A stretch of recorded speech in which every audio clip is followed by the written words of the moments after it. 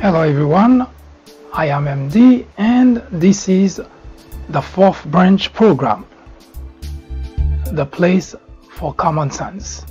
Welcome. Today we have a unique program. We will take a very in-depth look at what makes Donald Trump exceptional. If you talk to Democrats and a majority of independents, this is the worst that has happened to the country since the existence of the Republic. Conversation with Republicans, however, paints a very different picture. Just recently, in my conversation with some fellow Republicans, Donald Trump is the best thing that has happened since, well, sliced bread. One such fellow Republican says something to the effect, why would anyone want to impeach a president that's doing such a great job?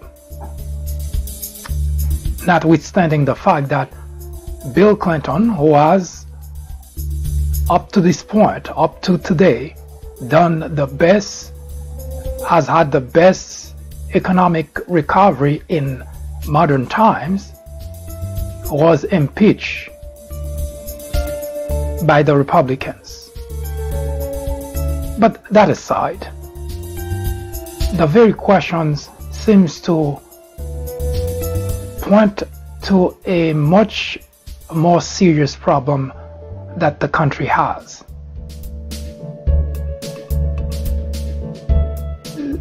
Constituents are unable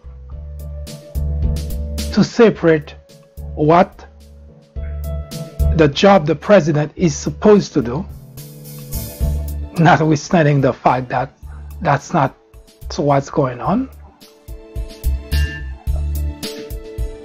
versus his behavior as President of the United States. The presidency is the highest post in the land. This is a post which commands respect, and it is a post that, as you see today, many vie for that job. It is a post that commands respect, but it is not just that. It is also a post which comes with a lot of responsibility, and for everyone before Donald Trump, it is a post which is supposed to be an example, a model, not only for future generations, for the citizens of the country, but also for the world. Much unfortunately, Donald Trump doesn't seem to care about that, because his concern is not about the pride of our nation. It's not about our stand in the world stage. It is no shocking surprise to anyone that it has always been about Donald Trump. As more and more information coming forward to paint a better picture of Donald Trump, we know that Donald Trump never intended to be president of the United States and never cared to become president of the United States. However, when the opportunity seems to become more and more a reality, he quickly determined that maybe it's an opportunity to take advantage of such a high level position in order to further his personal interest. Now, as a human being, we always expect that an individual, especially an individual who has so much power, would at some point try to abuse that power to do things that, well, on unacceptable. Well, the framers of the Constitution did anticipate something like that could happen. So they structure our government in such a way that if we ever have an individual like Donald Trump in the Oval Office, the other branches of the government should be able to remedy the situation.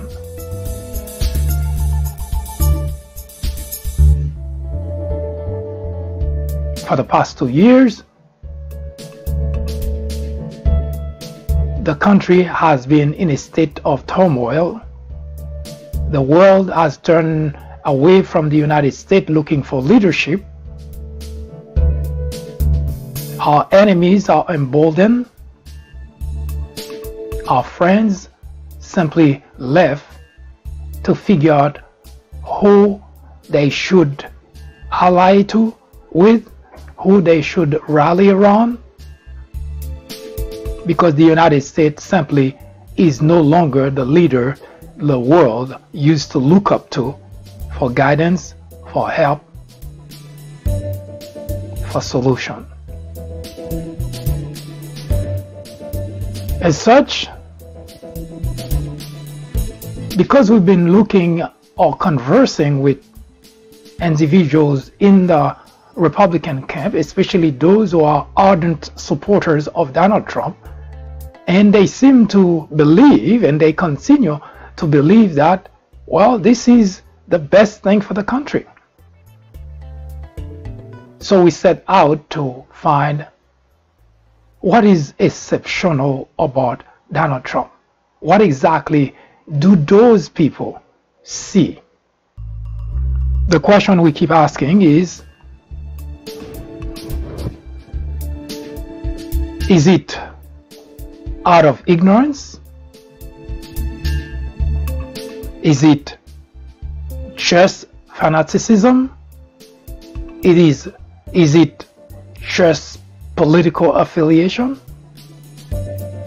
If not any of the above, or all of the above, what is it?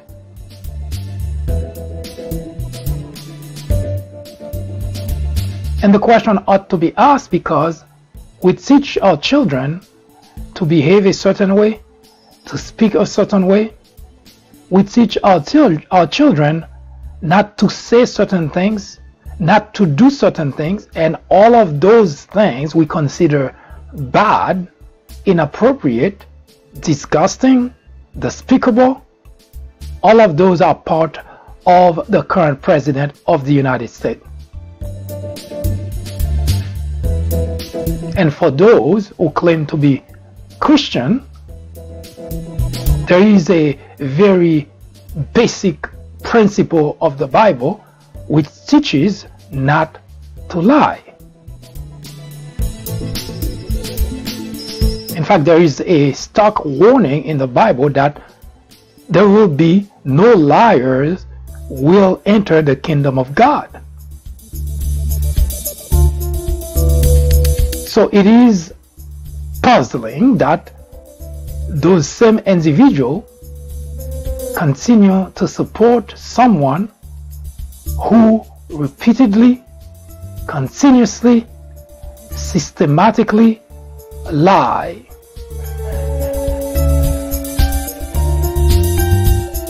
We ask the very question as to what is it? Christianity, modern Christianity, which seems to be okay with anything anyone does as long as those who support that individual are okay with it.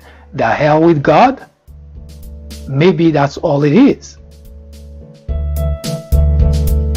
But if we base the values that we claim to have on the biblical principles,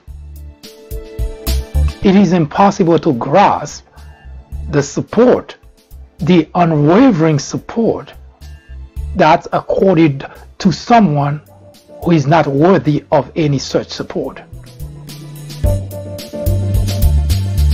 So we ought to find out what exactly has Donald Trump done that gets so many to say it just doesn't matter how much he has sinned, it just doesn't matter how despicable he is, it just doesn't matter how incompetent the world think he is, we're with him all the way to the end. Even Jesus didn't seem to have such support. So we set out to find out. So what is it?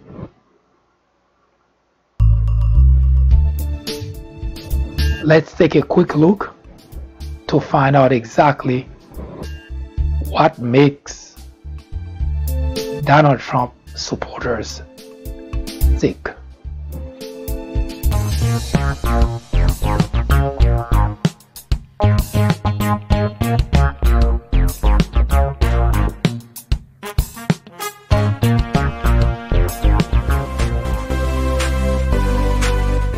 I am MD, host of the Fourth Branch program, inviting you to join me every Saturday at 10:30 a.m. and every weekday at 2 p.m. for discussions of social political issues and to dissect the meaning and the importance of current events, as well as to understand topics of legislations. The Fourth Branch Project is not associated with any political party, and we at the Fourth Branch do not have any political agenda or aspiration. Our ultimate objective is to work towards achieving a more perfect union by removing ignorance, the biggest obstacle to our democracy. Stay with us. We will be right back.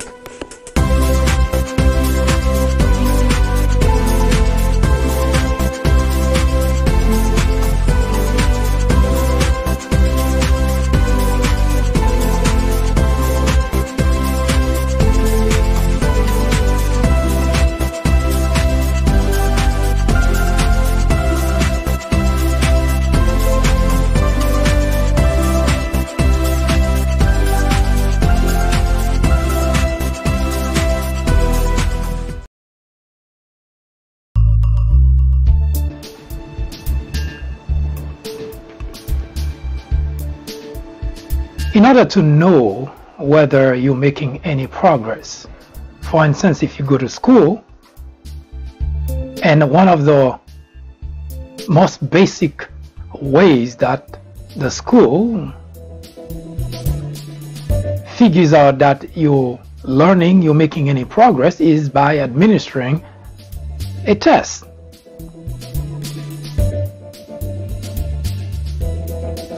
Now, the test will give some gauge, will give some ideas to the instructor, to the professor, as to whether you're really absorbing the material he or she teaches.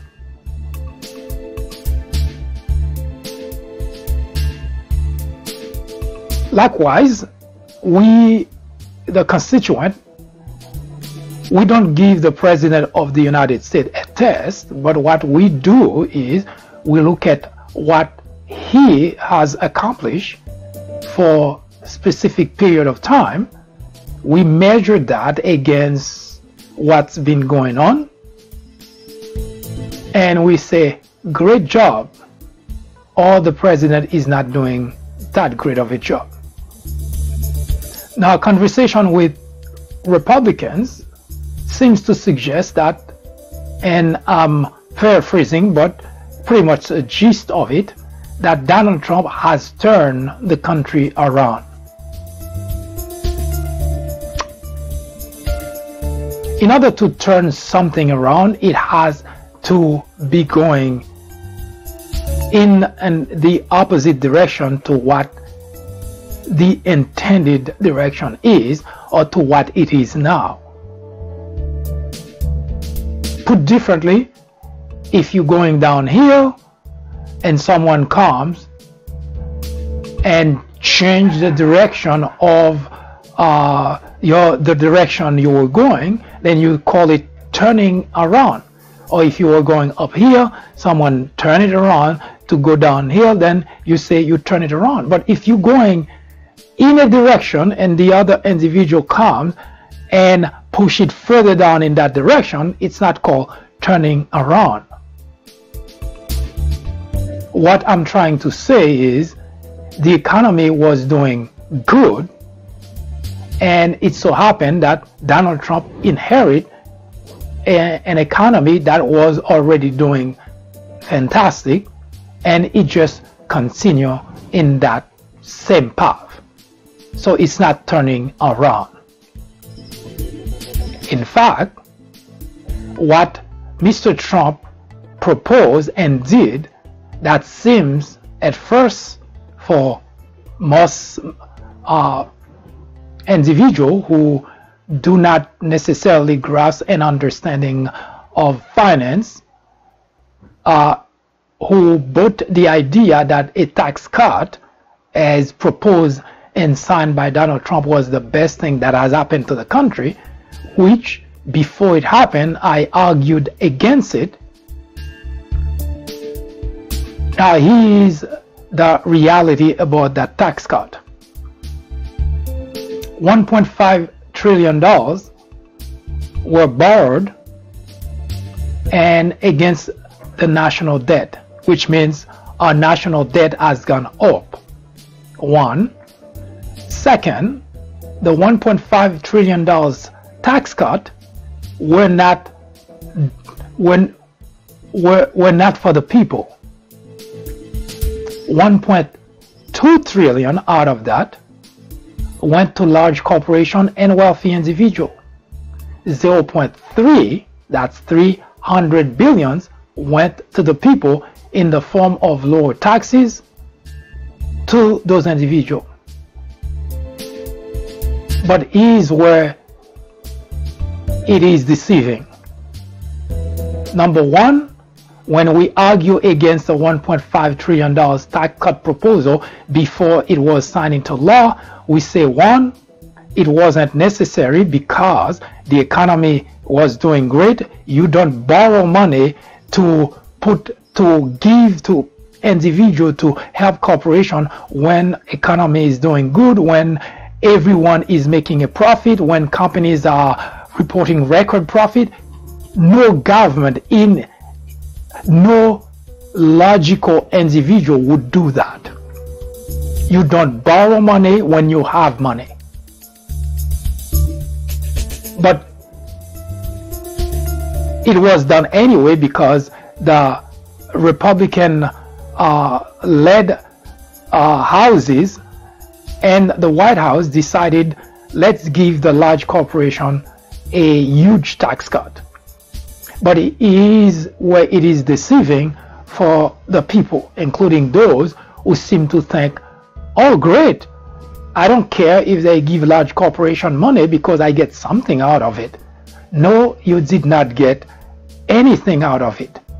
You were deceived about that, because the $50, the $60, the $70 you saw as an increase on your paycheck is not a free money. Remember, I mentioned earlier, it was borrowed money. When you borrow money, you have to pay it back with interest. So the $50, the $60, the $70 that you saw on your paycheck, you have to give that back with interest. But that's not even the deceiving part. The deceiving part is the fact that imagine you have a whole pie and a small little sliver is removed to give to you, and that's the $300 billion. The small sliver is removed and distributed among everybody, and that's the $50, that's the $60, that's the $70 you see on your paycheck. Now the big piece of the pie was given to large corporation, to wealthy individual. Now while you may say I don't care, I get 50, 60, 70 dollars, I will return it when the time comes. But here's the problem with this argument. The $1.2 trillion that were given to the large corporation and the wealthy individual, you also are responsible for that. Yes, you heard correctly. Not to the people who got it, which means the large corporation receive $1.2 trillion, but the bill, we the people got it. So no, it was not a tax cut for you. It was a loan in order for you to accept or to think that you're getting something. You get a sliver of that. But you are now responsible for the whole debt, for the whole $1.5 trillion. When Donald Trump was confronted with that during a press conference, you know what he says? I'm not going to be around. Which means when the debt come due, I'm not going to be around. Now this is someone you consider a smart individual, you consider someone who is doing something good for the country.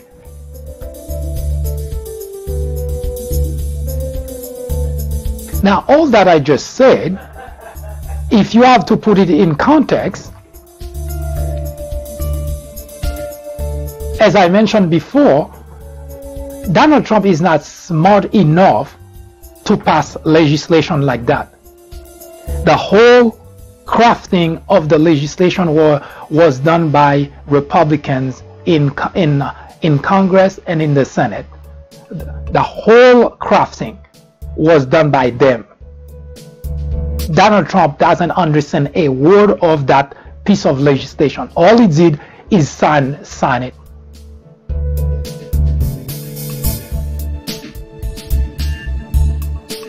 Now, what you did not hear that I'm trying to say to you is Republicans in general, they couldn't care less about what we as constituents, what kind of burden that they put on us, as long as they get to satisfy the large corporation, which will provide them with campaign finance money, and they get to keep their job.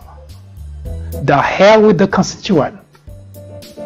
And we know that they deliberately lied to us, because you may recall that Mitch McConnell, Paul Ryan, and company were out there drumming the beat that we're going to get a tax cut while they were crafting that legislation.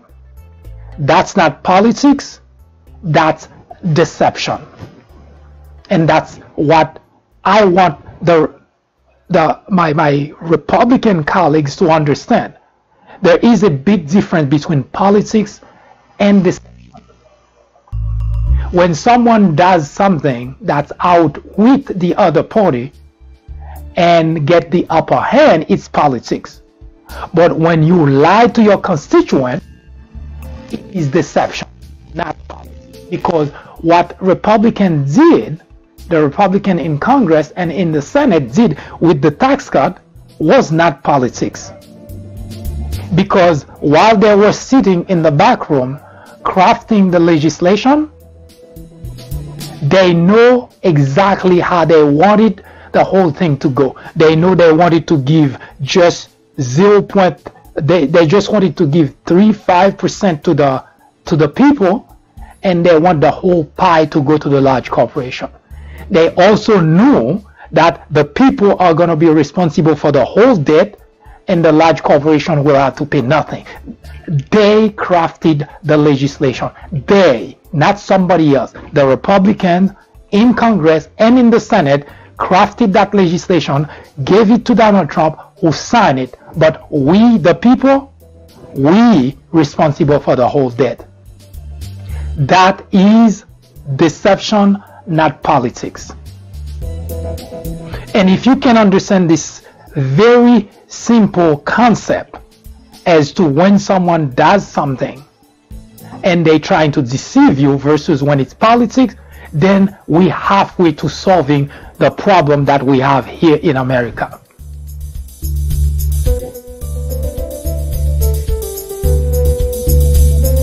Here is another example of something that's currently that's making a lot of noise, is the healthcare, Obamacare.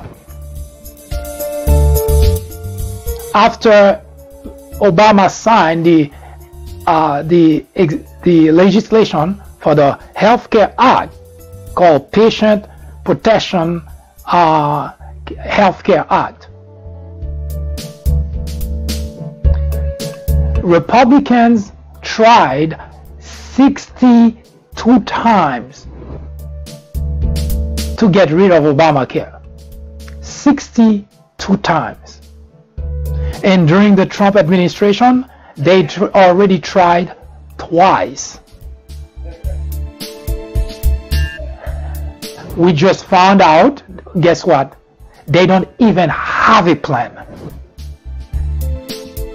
That's deception, because they've been telling you they have a better plan, they have better ways for you, but all this time they've been doing that, they've been deceiving you.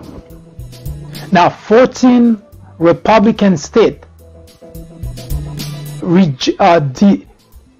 deprived individuals in the state who had pre-existing condition from being able to buy insurance. And the reason is because they did not accept Obamacare in that state, in those states. As such, a number of constituents in those Republican states end up suffering. Some end up losing their loved one because the Republicans decided that they're not going to accept something that's good for the constituent because it was done by Democrats.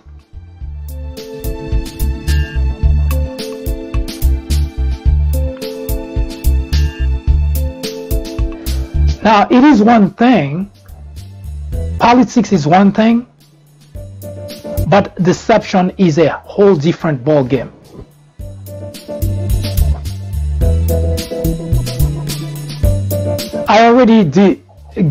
I gave you before example of politics, what politics looks like.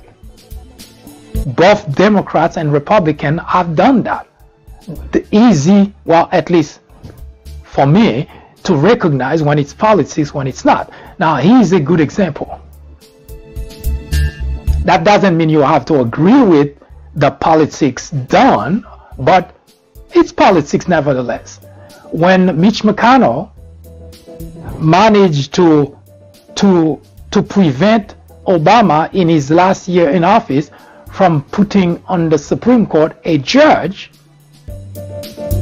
the way he went about it was politics. He gave a bunch of argument as to why we had to wait until the election in order to put another judge on the Supreme Court. That was politics. That doesn't mean it was okay, that doesn't mean it was good, that doesn't mean Democrats agreed with it, but it was politics. When Nancy Pelosi declined to hold the State of the Union address by Donald Trump under the pretext that because there was a shutdown, that was politics. You don't have to agree with it. Actually, you could have been even upset about the whole thing, but it was a well-crafted way to get the upper hand over the other side. So that was a politics move. But when Republicans lied to the nation about $1.5 trillion tax cut and say it is a tax cut for the people, that is not politics. That's deception. And that's what you have to start getting smarter to recognize when it's politics, when it's deception. When it is deception, you don't have to go along with it. because it is deception.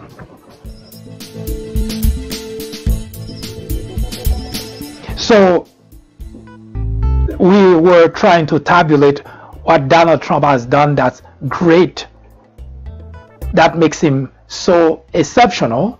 One, he passed a $1.5 trillion tax cut, most of which went to wealthy individuals and large corporations. He tried to get rid of a health care that actually very good for working people, and especially people who have pre-existing condition, people who have kids that are 26 or younger that are under their care. So a tax cut that becomes a debt for us, trying to get rid of something that we benefit of. What else did he do? Well, he didn't do anything to the economy. The economy was already doing well, so it continued to go well. So what makes Donald Trump exceptional? Again, because so far I am trying to figure out what makes it such that so many people think he's doing such a great job, then that's why they cannot abandon him for being a corrupt, a despicable individual, a liar, and even more importantly, someone who put national security of the nation in jeopardy. And by the way, it's not just Donald Trump. Here's what I have. Since Donald Trump has been in the Oval Office as President of the United States. Now, you may recall that Republicans were making a big deal about Hillary Clinton using a private email server. You recall that? That was a big deal. Every single Republican on the planet was drumming the beat that she was not qualified to be president because she put the country, the national security of the country, in danger. Remember that? Every single Republican were on the drumbeat doing that. During the Trump administration, worse has happened. In fact, things that actually put the national security of the nation in jeopardy has happened. Not a single, and this is where you have to see whether it's politics or do those individuals really care for the country. Because if indeed,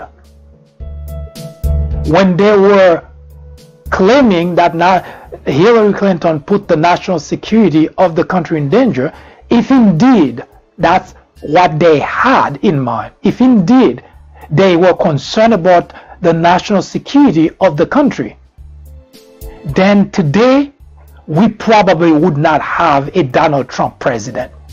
Because the things that Donald Trump has done,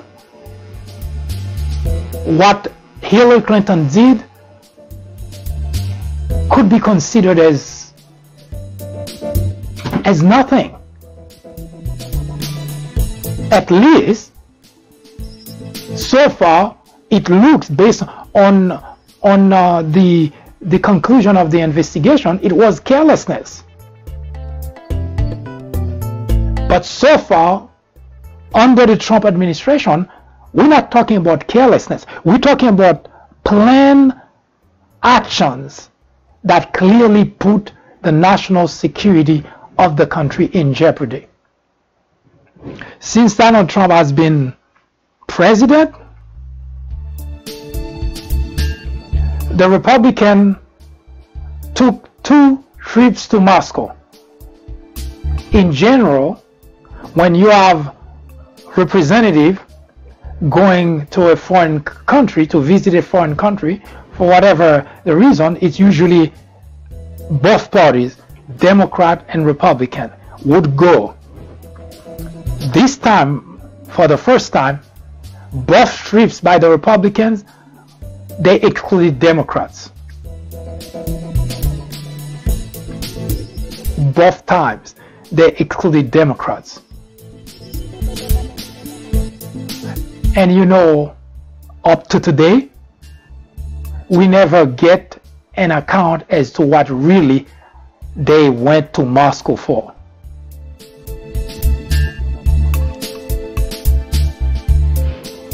Number two, we had Donald Trump, who had 5 meetings with Vladimir Putin in secrecy, meaning there was not anybody other than the translators in the room with Donald Trump and Vladimir Putin.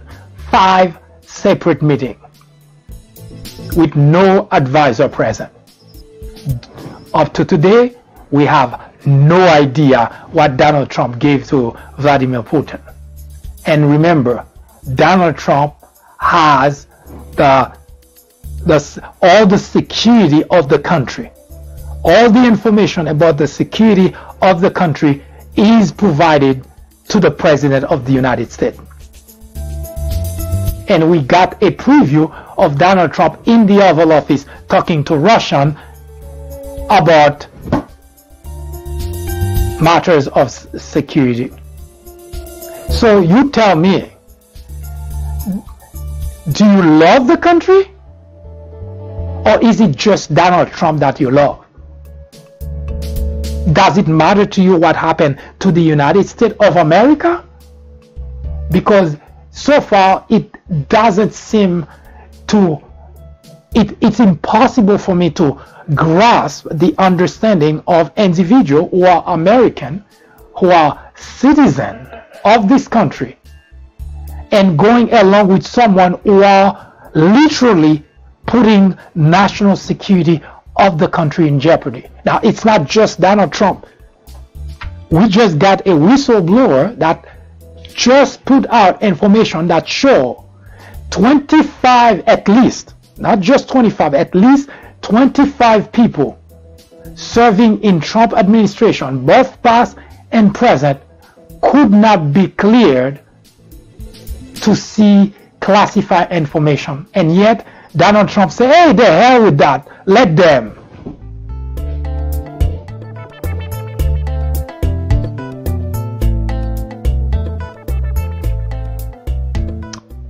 And this is, I guess, maybe, I'm not sure, but I try to find out exactly what makes Donald Trump exceptional, what he has done since he has been in a president of the United States, because I keep hearing he has done, he has done, he has done. And the major aspect of the policies that he has done, dismantling what was done under Obama, when you look at the outcome of that, and we start getting some of the result of that, and we start seeing a very different picture from doing anything great for the country. The national debt has gone up. The deficit has gone up. Now, the economy, obviously, that was already going great, now starts slowing down. So, what exactly is attributed to Donald Trump as being something that he did that you say, that's the reason we don't care what he does, because he's doing such a great job? What makes him exceptional?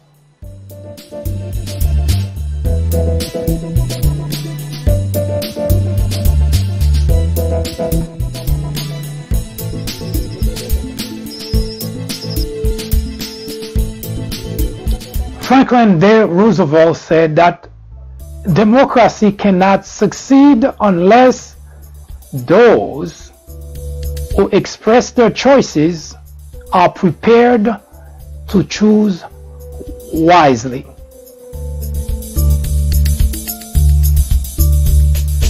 Democracy cannot succeed unless those who express their choices are prepared to choose wisely.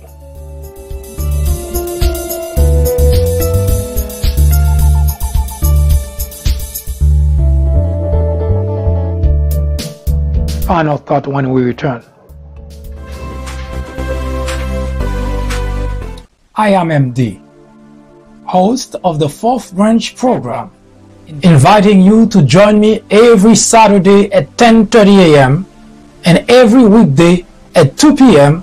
for discussions of social political issues and to dissect the meaning and the importance of current events, as well as to understand topics of legislations. The Fourth Branch Project is not associated with any political party, and we at the Fourth Branch do not have any political agenda or aspiration. Our ultimate objective is to work towards achieving a more perfect union by removing ignorance, the biggest obstacle to our democracy. Stay with us. We will be right back.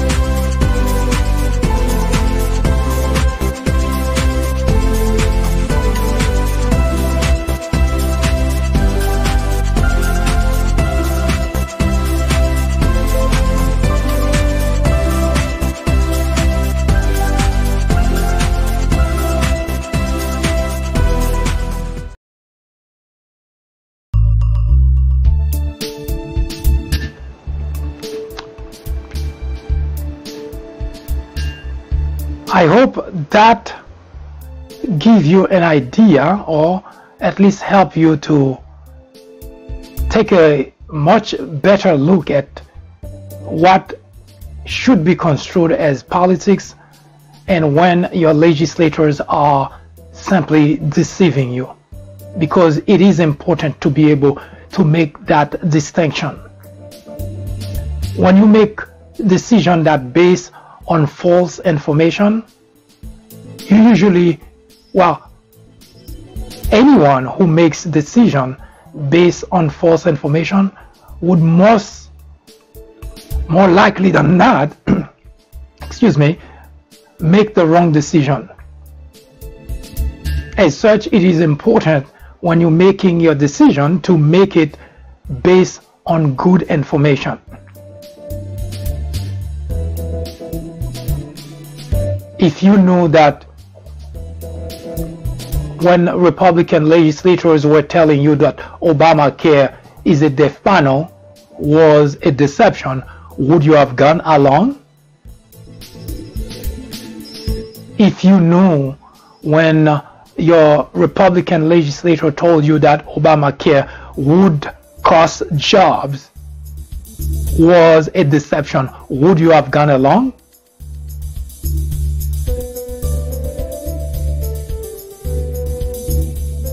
Of course not. As such, many in your states, especially if you belong to a Republican state, have suffered because the Republican governors refused to accept the Healthcare Act as part of a plan for the state.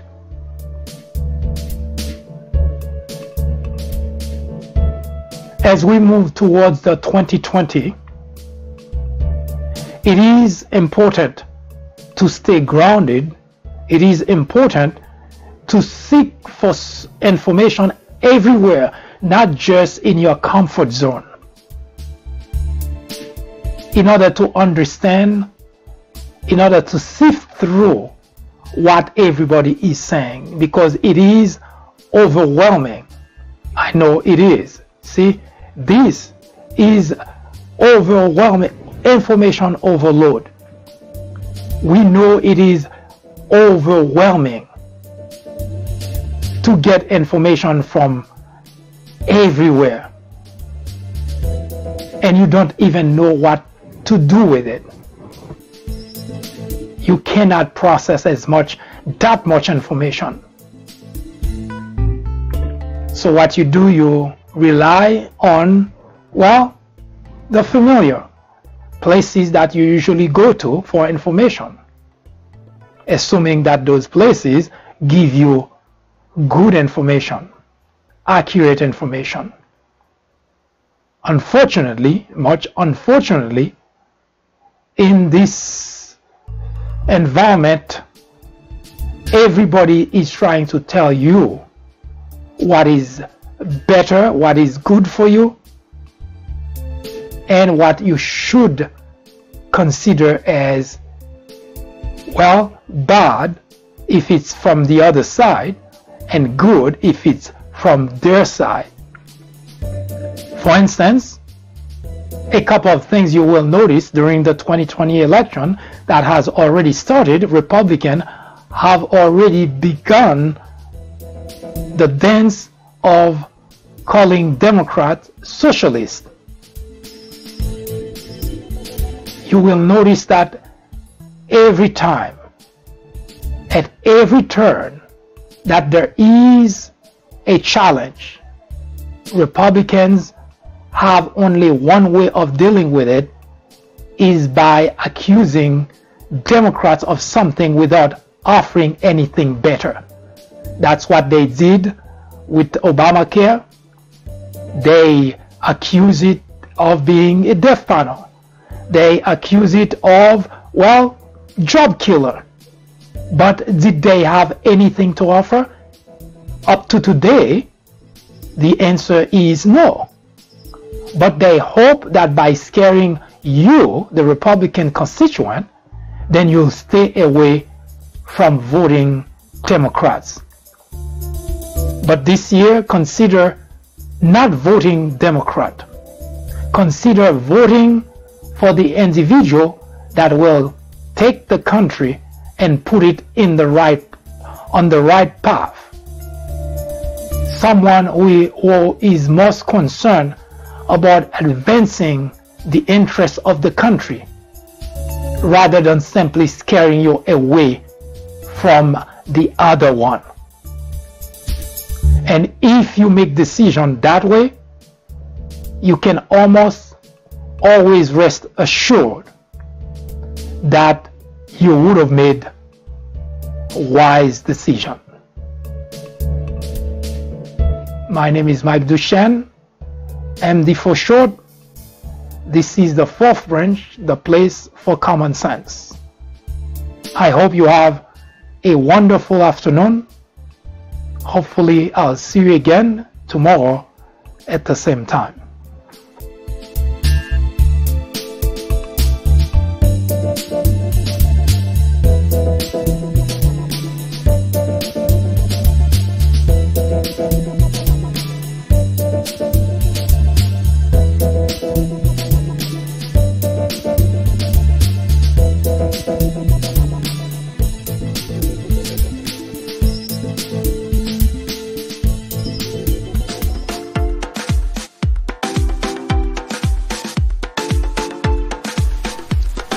The Fourth Branch podcast is brought to you in collaboration with the People Branch publication, which can be found on the People Branch website, located at peoplebranch.org. That's peoplebranch.org. That's peoplebranch.org website, in which you will find a number of very interesting articles. My name is Mike Duchesne, MD for short. I hope you have a great afternoon or a great evening, whichever it happens to be. Hopefully you can join me again next time for another interesting episode of this podcast. That was the Fourth Branch, live from New York. Good day.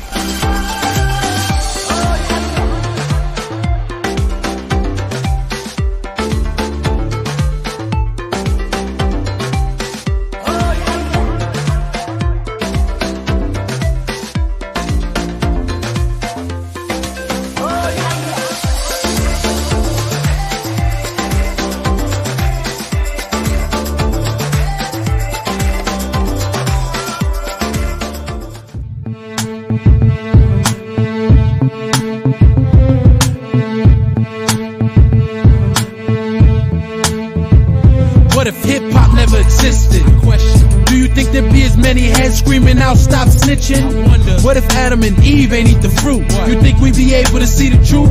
Or what if Albert Einstein ain't think of the nuke? Or Smith & Wesson ain't teach us to shoot? You think there'd be as many plays out there if there was no booth? Matter of fact, what if white man hung off a noose? Would it still be cool to say nigga? Or maybe we would make six figures? Or would we wanna be crackers? And all the whites would be rappers. What if Martin Luther King survived? You think the New Orleans flood would've caused him to drop and die? I wonder what if and see what is. Stand back from the picture and ask yourself why. What if life was an all you thought? What if everything you knew was gone? What if we switched to rights and wrongs? You think you'd change your route to the road we on? What if life wasn't all you thought? What if everything you knew was gone? What if we switched to rights and wrongs? You think you'd change your route to the road we on? If Christopher Wallace never got murked, how much money would Sean Carter be worth? What if Tupac never got hit with the flame? Would the game still have change filled with these lames? What if Jabari wasn't speeding down the street? What if the bullet Malcolm sent never hit Zeke? A black guy dropped off at a house instead of a stop? Or Ali never got bobbed by the cops? What if the little homie Easy didn't die? Stand back from the picture and ask yourself why. What if life wasn't all you thought? What if everything you knew was gone? What if we switched to rights and wrongs? You think you'd change your route to the road we on? What if life wasn't all you thought? What if everything you knew was gone? What if we switched to rights and wrongs? You think you'd change your route to the road we on?